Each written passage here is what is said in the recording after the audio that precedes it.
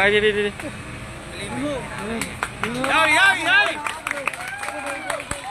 ခုကျွန်တော်ရှိနောက်ဆုံးတင်တဲ့စင်းရင်ထိပေါ့ဒီနေ့မနေ့8 နာရီထိပေါ့ရတဲ့စင်းမှာပြည်내တိုင်းဒေသအားလုံးမှာ2009နဲ့19ရောက်တည်ပါတယ်2919ရောက်တည်ပါတယ်4521ယောက်တန်ရပါတယ်441ယောက်ပျောက်ဆုံးကြောင်းသတင်းပို့ထားပါတယ်ပျောက်ဆုံးကြောင်းသတင်းပို့တဲ့လူတွေကတော့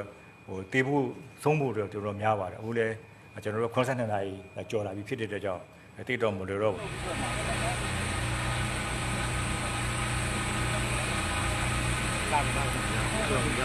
ကျွန်တော်သွားကြည့်တဲ့အခါမှာလိုက်ကြည့်တဲ့အခါမှာတချို့ဟာတွေကအင်ဂျင်နီယာပိုင်းဆိုင်စင်ကုန်မှုတွေကျွန်တော်တို့တွေ့ပါတယ်အင်ဂျင်နီယာပိုင်းဆိုင်ရတယ်အင်ဂျင်နီယာပိုင်းဆိုင်ရဆိုတော့သူကတော့ဟလာပေါ်တန်တန်နဲ့ပေါ့ဗျာအဲ့ဒါဖြစ်ပါတယ်ဆိုပြီးတော့စောက်တာလည်းရှိပါတယ်တချို့ကလည်းကိုကိုကြီးချက်တက်တောင်ဆိုပြီးတော့လွယ်လွယ်ကူကူစောက်တာလည်းတိုက်ကိုကျွန်တော်ပြောတာပါ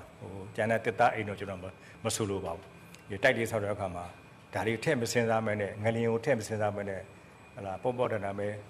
နေလို့ရတယ်ပြုလို့ရတယ်ဆိုပြီးလုပ်တဲ့အခါမှာတကယ်လည်းဖြစ်ရောဟလာပေးဆံမှုပေးရအများကြီးပေးခဲ့ရတော့